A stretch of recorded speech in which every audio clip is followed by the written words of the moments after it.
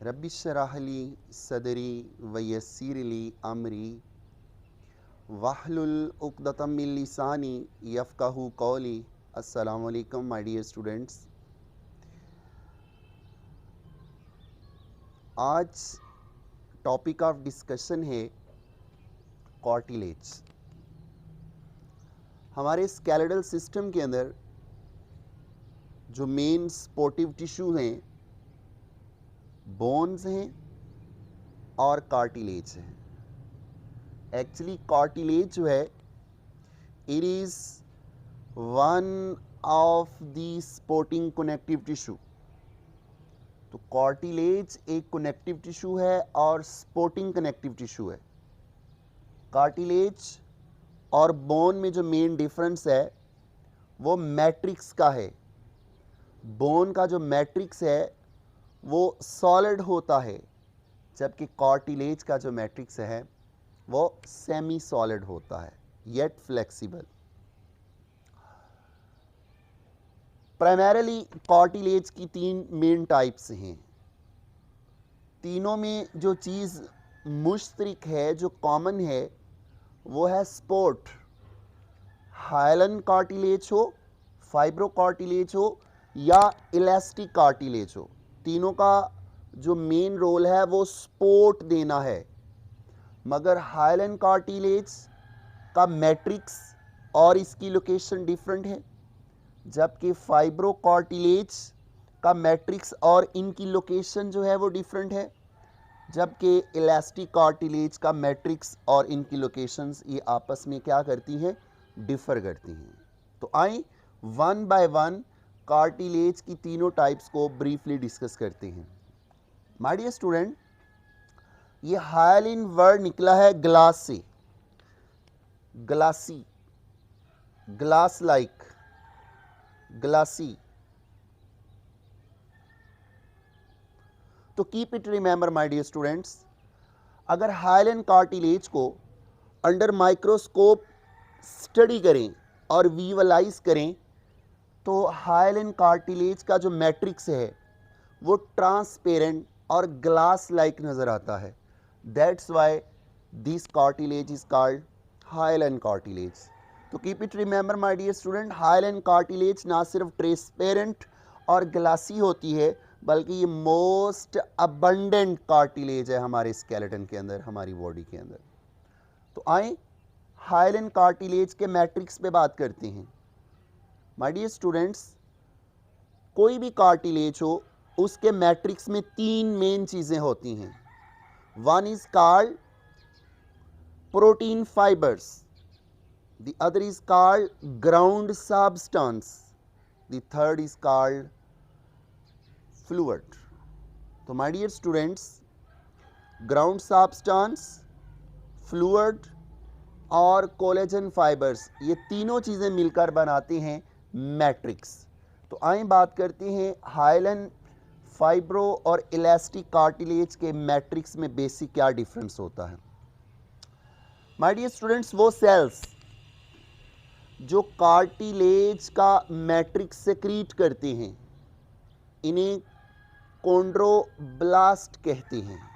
ये आप डायग्राम में देख सकते हैं, ये जो राउंड शेप सेल नज़र आ रहे हैं, ये वाला, जस्ट सपोज ये एक कॉन्ड्रोब्लास्ट है, ये एक कॉन्ड्रोब्लास्ट है।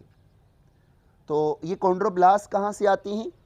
Keep it remember my dear students, जिस तरह बोन की जो आउटर मोस्ट प्रोटेक्टिव शीथ है दैट इज कॉल्ड पेरिओस्टियम, इसी तरह कार्टिलेज की जो outer most irregular dense connective tissue की शीथ है दैट इज कॉल्ड पेरिकॉन्ड्रियम।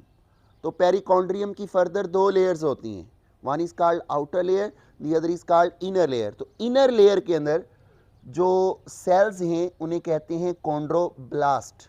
यही chondroblast my dear students proteins के बने हुए फाइबर्स सेक्रीट करते हैं।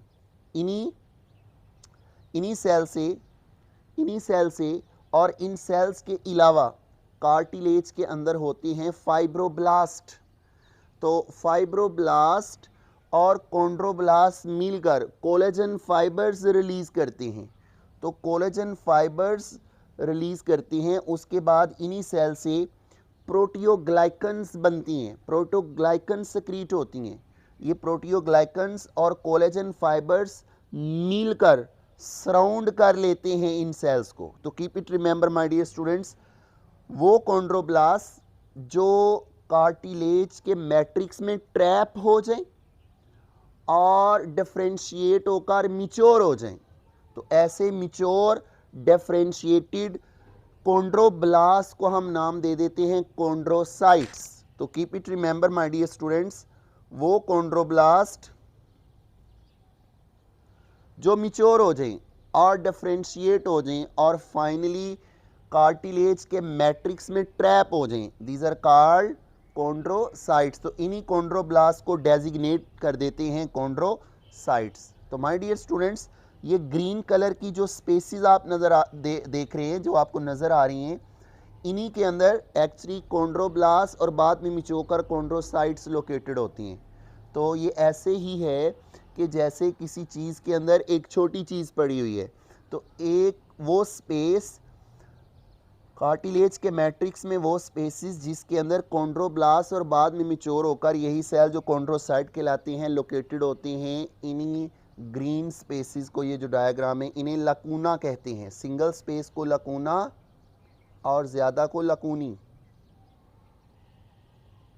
तो माय डियर स्टूडेंट्स, लकूना वो स्पेस होती है जिसके अंदर actually cartilage forming cell chondroblast और कार्टिलेज मैच्योरिंग सेल्स कॉन्ड्रोसाइट्स मौजूद होते हैं। तो याद रखना, हाइलन कार्टिलेज का जो मैट्रिक्स है, इसके अंदर जो कोलेजन फाइबर्स होती हैं ये शार्ट होती हैं और इवनली डिस्पर्स्ड होती हैं मैट्रिक्स के अंदर। तो याद रखना, प्रोटियोग्लाइकन और कोलेजन फाइबर्स का जो प्रोपोर्शन है हाइलन कार्टिलेज के अंदर इक्वल होता है। तो यही वो चीज़ है जो हाइलन कार्टिलेज को टफ बना रही है और टफनेस के साथ जो रेजिलियंस दे रही है वो प्रोटियोग्लाइकन दे रही है। तो आइए देखते हैं हाइलन कार्टिलेज हमारी बॉडी में कहाँ कहाँ पे लोकेटेड है। याद रखना, ये हमारी जो नेज़ल कार्टिलेज है ये हाइलन कार्टिलेज है। इसी तरह आपकी जो लॉन्ग बोन्स हैं, फीमर है, टिबिया है, फिब्यूला है, उन बोन्स के एंड पे, उन लॉन्ग बोन्स के एंड पे जो कार्टिलेज होती है जिसको एक्चुअली आर्टिकुलर कार्टिलेज कहते हैं, तो जॉइंट्स के दरमियान और लॉन्ग बोन्स के जो एंड्स हैं वहाँ पे क्या पाई जाती है, हाइलन कार्टिलेज पाई जाती है। इसी तरह आपका जो रिब केज है, तो रिब्स के साथ जो है जो कार्टिलेज होती है उन्हें कोस्टल कार्टिलेजेस कहते हैं। ये जो कोस्टल कार्टिलेजेस होती हैं रिब्स के अंदर, रिब केज के अंदर, वो भी हाइलन कार्टिलेज होती हैं। इसी तरह जो आपका रेस्पिरेटरी सिस्टम है, ट्रेकिया के अंदर और ब्रोंकाई के अंदर फ्लेक्सिबिलिटी के लिए, फ्लेक्सिबिलिटी प्रोवाइड करने के लिए हाइलन कार्टिलेज होती है। No doubt hyaline cartilage supportive structure है, मगर to some extent it also provide flexibility. तो अब हम मूव करते हैं फाइब्रो कार्टिलेज की तरफ। नाम से ज़ाहिर है ये वो कार्टिलेज है जिसके अंदर फाइबर्स ज़्यादा होती हैं। As compare to hyaline cartilage, number of collagen fibres जो होते हैं वो इसके मैट्रिक्स में क्या होती हैं, ज़्यादा होती हैं। तो fibro cartilage my dear student वो कार्टिलेज है, इसके जो कार्टिलेज फॉर्मिंग सेल है और इसके जो फाइब्रोब्लास्ट हैं पेरिकॉन्ड्रियम के अंदर, वो थिक बंडल्स सेक्रीट करते हैं। तो एक्चुअली आप देख सकते हैं कि ये थिक बंडल्स हैं। तो as compare to hyaline cartilage, fibro cartilage के अंदर मैट्रिक्स के अंदर जो बंडल्स हैं कोलेजन फाइबर्स के, जो बंडल्स हैं कोलेजन फाइबर्स के माय डियर स्टूडेंट्स, वो थिक होते हैं। और इस थिक बंडल्स होने की वजह से, और ना सिर्फ ये थिक होते हैं बल्कि इन फाइबर्स की तादाद जो है वो ज़्यादा होती है। प्रोटियोग्लाइकन कम होती हैं और कोलेजन फाइबर्स ज़्यादा होती हैं। यही वो चीज़ है जो फाइब्रो कार्टिलेज के मैट्रिक्स को टफ और स्ट्रांग बनाती है। यही वजह है फाइब्रो कार्टिलेज उन जगहों पे होती है जहाँ पे ज़्यादा प्रेशर जो है वो एब्जॉर्ब करना होता है। तो my dear student, fibro cartilage के अंदर बंडल ऑफ कोलेजन फाइबर जो हैं वो थिक होते हैं। तो यहाँ भी देख सकते हैं, यहाँ पे जो कार्टिलेज फॉर्मिंग सेल हैं कॉन्ड्रोब्लास्ट और बाद में मैच्योर होने के बाद कॉन्ड्रोसाइट, ये लकूना के अंदर लोकेटेड होते हैं।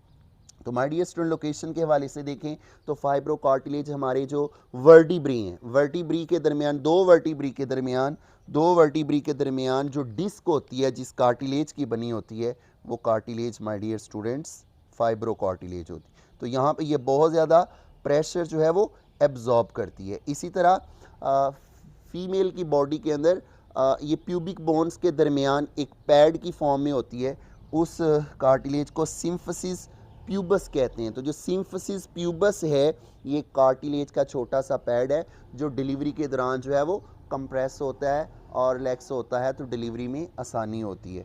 तो सिम्फसिस प्यूबस जो है it's also a type of fibro cartilage.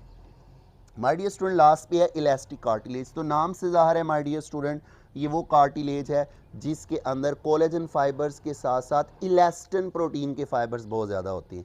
तो इसका ground substance it's a mixture of elastin fibres and collagen fibres, और साथ इसके अंदर प्रोटियोग्लाइकन्स भी मौजूद होते हैं। तो याद रखिएगा my dear student, elastic cartilage को इलास्टिक कार्टिलेज इसलिए कह रहे हैं इसके मैट्रिक्स में कोलेजन फाइबर्स की तादाद से ज़्यादा इलास्टिन प्रोटीन के फाइबर्स होते हैं जो इस कार्टिलेज को कंप्रेसिबल और इलास्टिक बनाते हैं। तो keep it remember my dear student, इसी इलास्टिक कार्टिलेज के अंदर जो ग्राउंड सब्सटेंस है उसमें प्रोटियोग्लाइकन्स होते हैं। ये कार्बोहाइड्रेट और प्रोटीन के एग्रीगेट्स होते हैं, हाई यूरोनिक एसिड के साथ मिलकर ये वाटर को ट्रैप करते हैं। तो वाटर ट्रैपिंग एक्शन जो है वो प्रोटियोग्लाइकन्स परफॉर्म करते हैं कार्टिलेज के अंदर। तो माय डियर स्टूडेंट्स ये प्रोटियोग्लाइकन के जो कार्टिलेज हैं these are just like sponges. तो कार्टिलेज के अंदर जो स्पॉन्जेस लाइक स्ट्रक्चर्स हैं वो किसके एग्रीगेट हैं? प्रोटियोग्लाइकन्स। ये प्रोटियोग्लाइकन्स ही हैं जो वाटर को एब्जॉर्ब करते हैं। ये देखें ये मेरा कान जो है इसकी कार्टिलेज को मैंने कंप्रेस किया है, उसके बाद ये देखें अपनी ओरिजिनल पोजीशन की तरफ चला गया है।